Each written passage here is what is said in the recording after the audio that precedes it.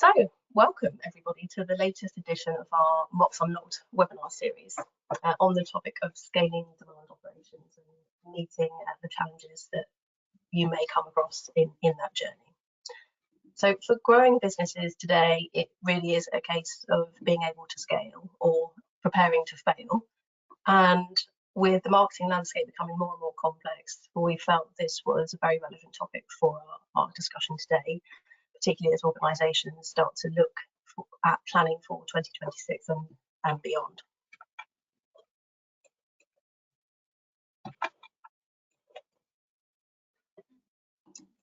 So let's start with some quick introductions. My name is Joanna Mills. I'm the Managing Director at CRMT Digital. We're a marketing operations agency based in the UK. And our focus is on helping clients to unlock value from their marketing investments. And we do that by solving complex challenges and helping organisations to optimise their marketing processes, technology and data. And I'm joined today by my colleague Len, who's our Chief Consultancy Officer. And we're really excited to be joined by two highly esteemed clients that really need no introduction, so I'll keep it brief.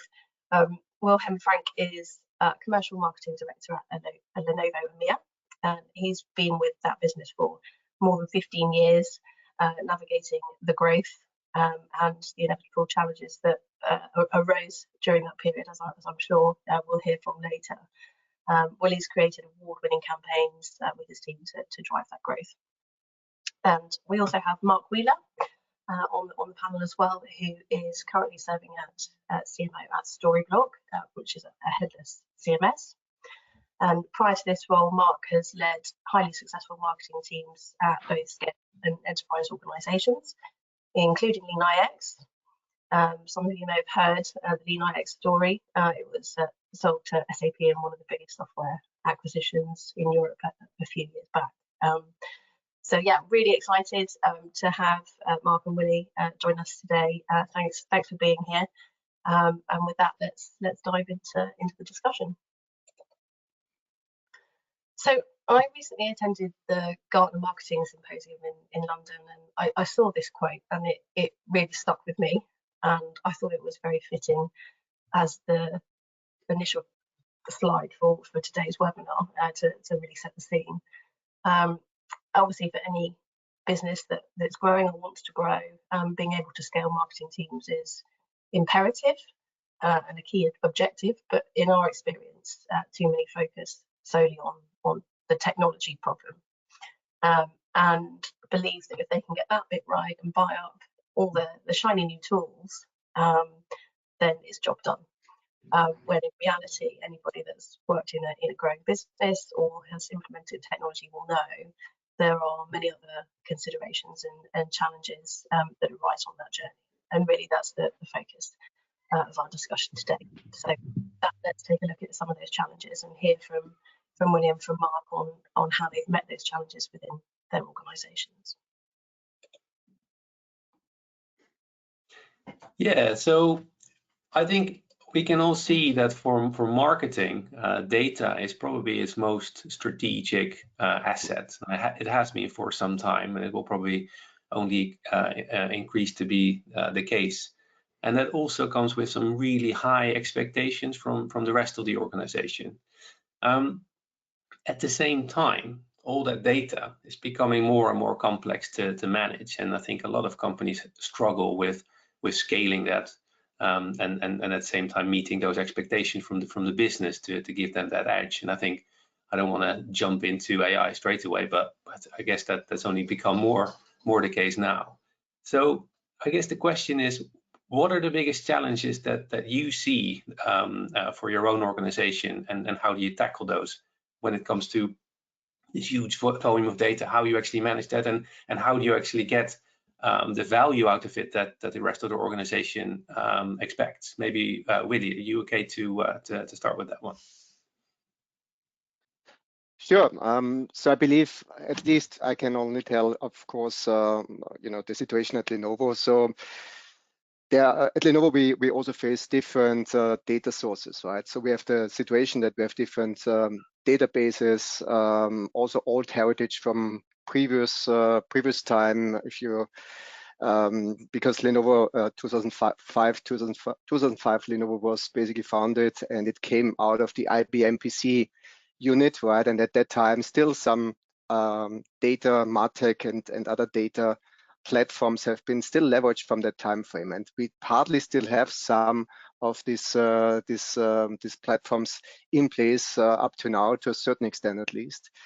In essence, in a multinational company, there are lots of different data pools, systems in place, and the key challenge is to connect those with each other, right? So you cannot get rid of everything, but you need to ensure you provide accessibility to those people, to those stakeholders inside the company that really need it. And it's not only sales, it's also marketing, it's marketing ops, the different other people. And that's the challenge, to ensure that everyone who needs it has the right access. Also not, that some people only have limited access, because in a multinational company, it can also appear that you have too much access opportunities, and that would then result in some issues. If you, for example, have access to a marketing automation tool, and you provide access to everyone, it could result in an email that you would like to send to your German customers, but you then send it to a Brazilian database, which is obviously also not what we want to have. So you need to limit it as well. So you need to have a certain control set up in place. But yeah, the larger the enterprise and the more multinational you are, the more tools you have, and the challenge is to connect the dots with each other, which is about CRM. It's about CDP as well, that should then also help you support to get there, and also to ensure you have the right ownership and the right stewardship in place, to ensure that everyone has the right access that they need for their daily job. And I can testify that Lenovo definitely takes that as very seriously.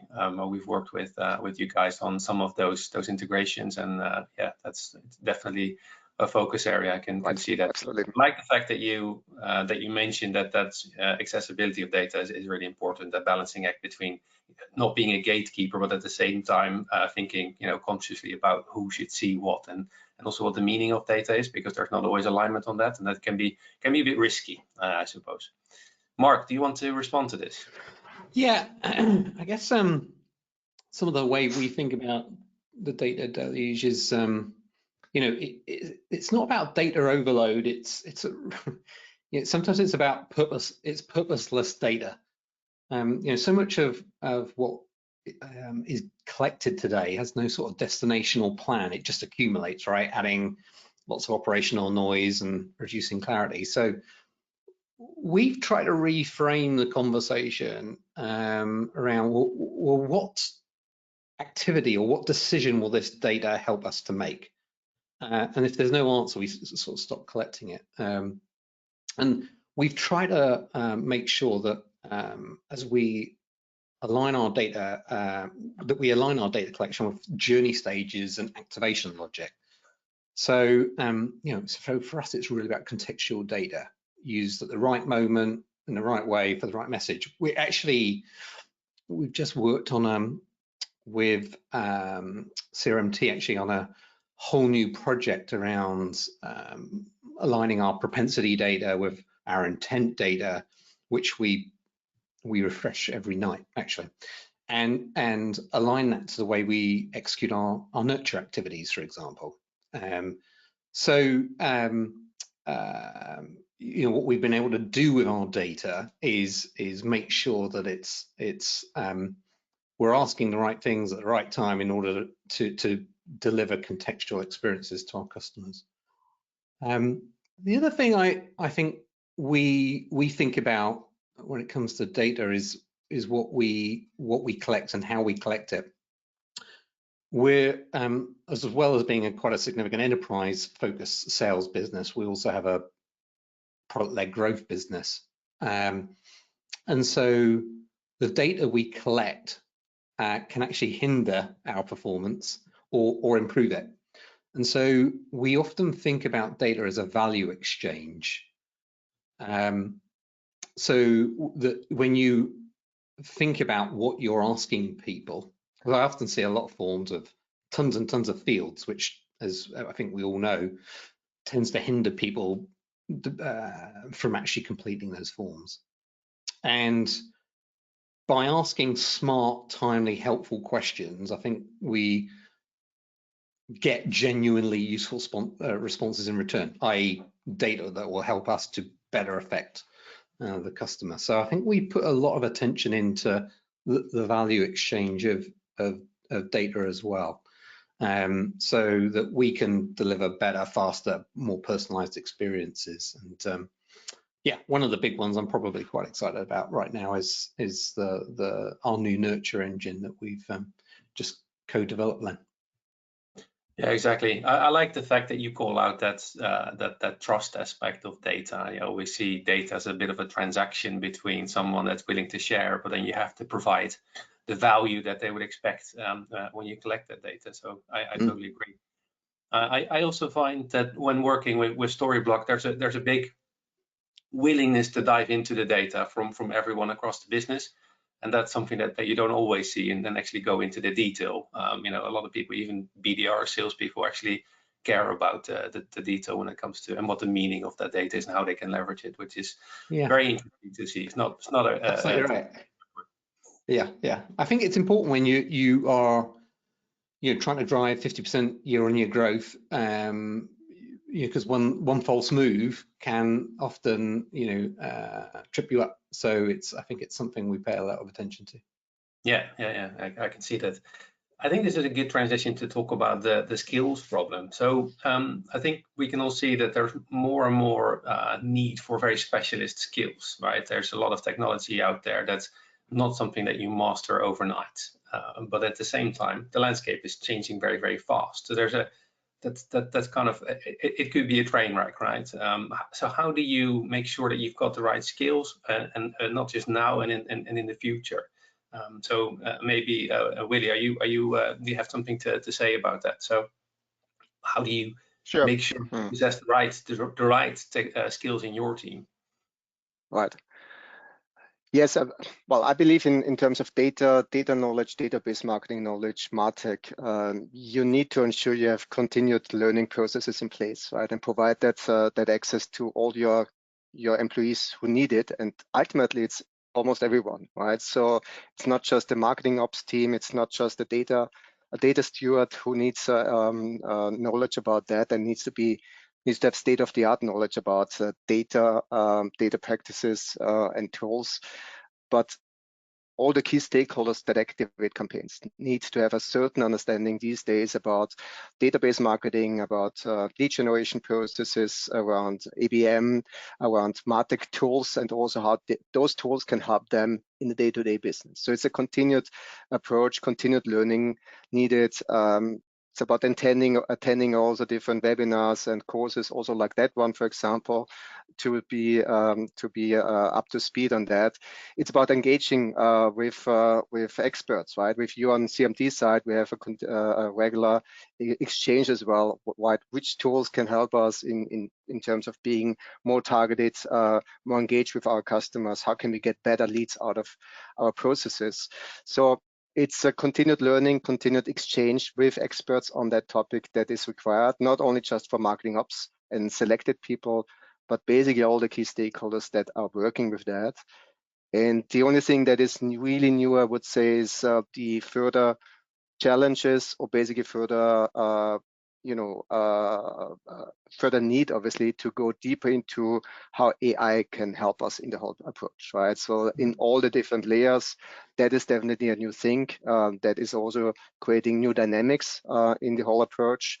And that is definitely something that, will never stop. You will always learn something new, and you, especially around AI, you need to be fully up to date and ensure that you keep yourself updated, however and wherever possible. Yeah, I agree. And just talking about how you actually upscale teams, I think one of the benefits of working with agencies is that they obviously have quite a wide view of things, because they see different situations. I guess that's a good thing about working with third parties sometimes. Mark, would you like to respond to that? Yeah. So look, I think over the last 5 years, my hiring strategy has shifted fundamentally, really. You know, our work with CRMT has enabled us to build an incredible set of data-driven foundations. And so the technical skill sets still matter in marketing, but what we're really looking for are people who can think in systems and outcomes. Let me give you an example. I remember 2 or 3 years ago, we just deployed one of the well-known ABM tools. And I think for those of you who've used those, you know, they tend to synthesize intent data and provide a radar for organizations that are progressing in their buyer's journey and maybe even late stage. And I have marketers coming to me and contacting salespeople going, oh, look, this account's, you know, ready to buy. And I was like, yeah. So what are you going to do about that? Right. And so the issue is not about being able to analyze data. It's the question is for the people we hire is how can you turn insight into action and action into impact? Because it's all very well having a data set that's kind of cool like that, but you know, we can't just throw that at sales and kind of go, oh, hopefully you're going to figure it out, right? That nothing will happen if that's the pathway forward. So we've got to, now that we've built this incredible data infrastructure, we've got to turn it into you know, from what the data says to why it matters. Really, the data is actually providing you decision-making capability. And so we're looking at people who can identify the levers that move performance. And as Willie said, you know, the game is changing at the minute. You know, I know we've been at a gazillion conferences where AI just comes up all the time, 90% of the time, sort of in a very vanilla set of language.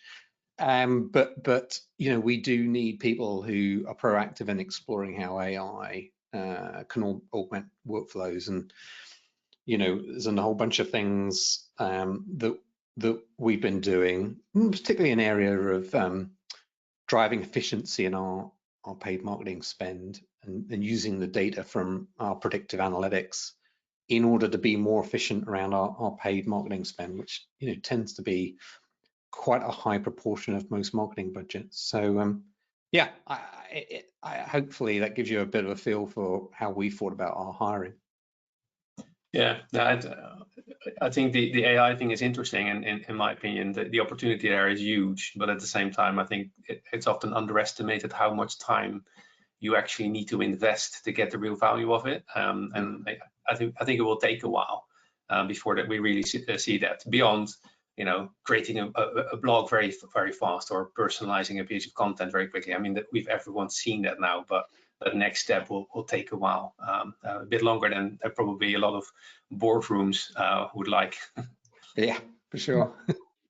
I think, you know, what I heard there is that as well as the traditional marketing skills and being able to interpret data and be data driven and use that for planning, there are also softer skills that are becoming more and more important. So being able and willing to adapt and experiment and try new things is going to be more and more important. Yeah, for sure, and be ready to fail with that as well. You know, not everything's going to work out, and you know, as I often said to my team, I'd rather we had a crack at it than do nothing at all. And then hopefully we'll pick on the things that are starting to move the needle. But we can only find out by trying. Yeah, absolutely. And I think this kind of leads into the next thing as well, which is the need for speed or the velocity of execution. And I think now even more than before, the expectations on executing fast, trying new things fast is really, really big. I'm sure you've also seen that buying cycles, on the other hand, have just lengthened. It's only become more complex, more people involved. There's a bit of a challenge there, right? It's not at the same time the organization wants to see results very quickly, wants to see new things going out the door very quickly, and at the same time the result of that it tends to take longer than people would like. So I guess you can say there's a lack of patience there. So Mark, maybe start with you. So how does that speed or velocity in demand operations impact the ability for you to actually deliver results, and how can you scale that? Yeah, look, I think from the perspective of trying to drive these things with speed, it's critical for us as a scale up, because I mentioned a little bit earlier, we're trying to drive 50% year-on-year growth, and so I really try not to think in terms of quarters, but I tend to think in weeks, right? So it's not a quarter, we've got 12.5 weeks, and so that I think tends to change the it's just a change of language, but it tends to change the dynamic. And look, we've tried to really get very structured. I think that sometimes in marketing, it's very easy to do a lot. And ironically, that can make you go slow. And so our focus on our campaign structure, where there are just 4 campaigns, and those campaigns are going to last a minimum of a year, and probably hopefully a lot longer than that, help us to have a sense of clarity around what we're trying to do, having a very clear persona approach, so not too many personas either, and setting all of the marketing operations structure around that. So Forrester or Serious Decisions used to refer to it as campaign hierarchy, means that I think every one member of the team has a sense of clarity, and we overlay OKRs into that.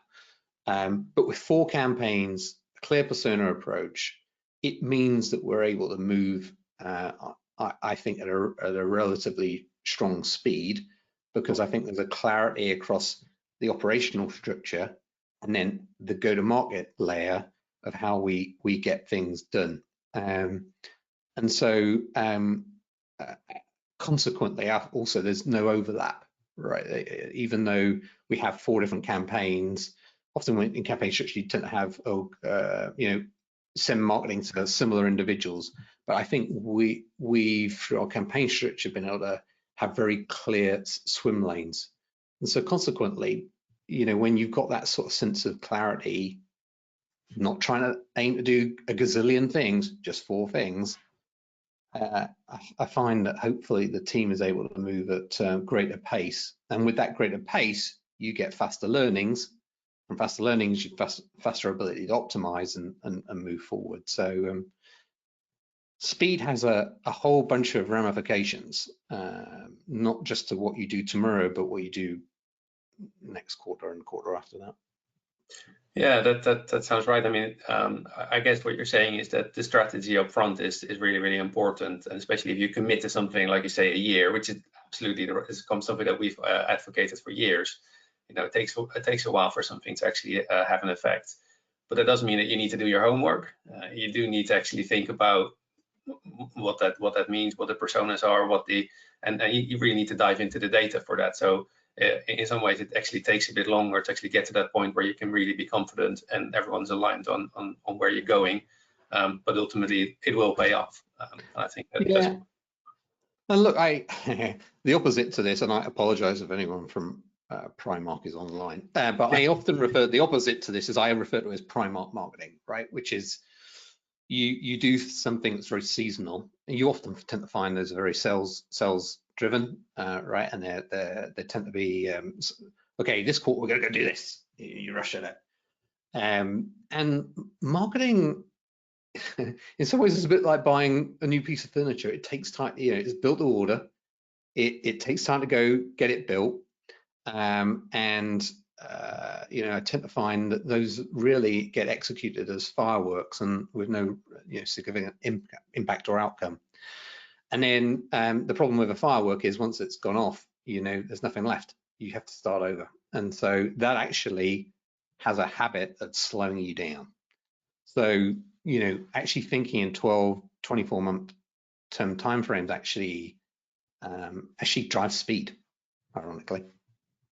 Yeah. No, absolutely. So Willy, I mean, for an enterprise organization, those challenges are similar to some degree, but also different. I mean, you're obviously executing over probably more channels. You have bigger teams that are involved. Your product portfolio is, I suppose, vastly bigger. So how do you tackle some of those challenges? Yeah, I think it's you know, there are lots of similarities what Mark already mentioned, right? So the you know, the basics are the same, I would say. On our side, in you know, a company like Lenovo, who is is producing PCs and technical devices solutions, there are lots of you know, new products and launches coming frequently that you need to support, that you need to push, that you need to communicate from awareness down to demand layer. That requires to be fast in the business. On the other side, we are a multinational company. On EMEA side, you need to have campaigns in multiple countries with different requirements. Products might not be available everywhere. You have language barriers. You need to translate, but not only translate, transcreate and valid and ensure that the content is really meaningful. So it's a challenge, right? Also, as you said, Len, right? So there is faster growing a broader buying group as well within IT decision makers in the companies. The data that you have today might be outdated tomorrow, especially you know, when you talk about lead generation campaigns. You need to ensure that the process is as fast as possible. Leads are not getting called. So yes, you need to look into that. It's not easy, but the key things are similar, like what Mark mentioned. You need to have a very clear strategy. First of all, what do you want to achieve? What is your goal? What are your KPIs?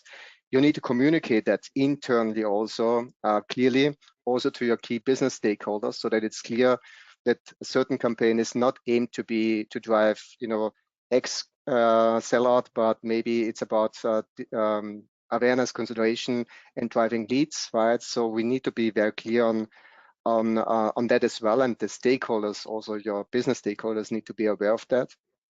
And sometimes you need to do compromises, right, in order to be fast in the market. So it cannot be perfect. Sometimes maybe the data might not be that well in terms of target account lists, in terms of intent data that you use. You make some assumptions as well.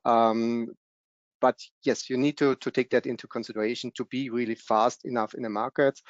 It cannot always be super perfect, right? And you need to ensure to optimize then also ideally during the campaign. So you need to be able to optimize certain things during the campaign as well in order to be really fast in the market and really drive the outcomes that you are looking for and also the business is looking for. But all of the challenges are interlinked, really, aren't they? You know, you can't get one right. Absolutely. You have to look all connected and consider everything. Yeah. I hate to do this because it's a really great conversation, and thanks for your input. But we do only, well, in fact, we've just ticked over to 10:30. So we're at the point where we need to wrap up, really. So perhaps we need to move on just to the last slide, if that's okay with you, then.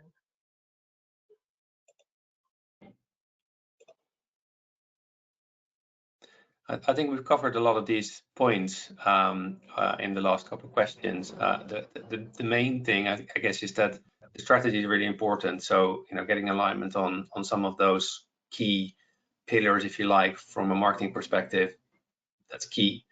Making sure that you actually translate it into what you actually need to do as marketing leaders or as marketing organizations. What is that? How does that translate into like what you need from your tech stack? What you need from your teams, like what kind of skills you need.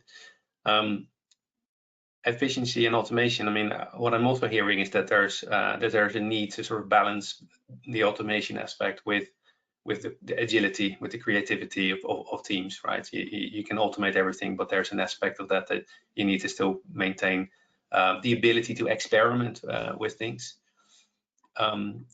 The cross-functional alignment, I think, is really important as well. So the making sure that there's things are clearly communicated, that people have access to data and can actually drive insight from that themselves, because they probably see different things than you, but at the same time, maintaining alignment on what the meaning of data is in a lot of ways, making sure that there's buy-in for what you're doing. All of that is really key. And then the final thing, that data and insight piece. So accessibility of data, of course, the stewardship of data. I think, Willie, you talked about that. So who's actually owning the data, and how can they make sure that others have the right level of access so that they can actually do their work, and that will also ultimately all help scale those demand operations. Anything to add to that? No, I think you mentioned it all. So yeah. Okay, with that, I think we'll wrap up then. I hope those of you listening have enjoyed the session and found it insightful. Please do connect and link in with us and follow up with any further questions that you may have. And if you'd like to find out any more about our work with either Lenovo or Storyblok, you've got some QR codes on the screen there that you can look at. And of course, if you've heard anything today and feel that you need some help with your own demand operations roadmap and scaling that, then please get in touch. We also have our own platform called Demand Center, which can support an initiative like this. So if you'd like to find out any more about that, then again, there's a link there. So with that, I think we'll say thank you very much for listening, and thanks very much to Mark and Willie for joining us. And yeah, we'll see you on the next one. Thanks, everyone. Thank you. Bye-bye. Bye.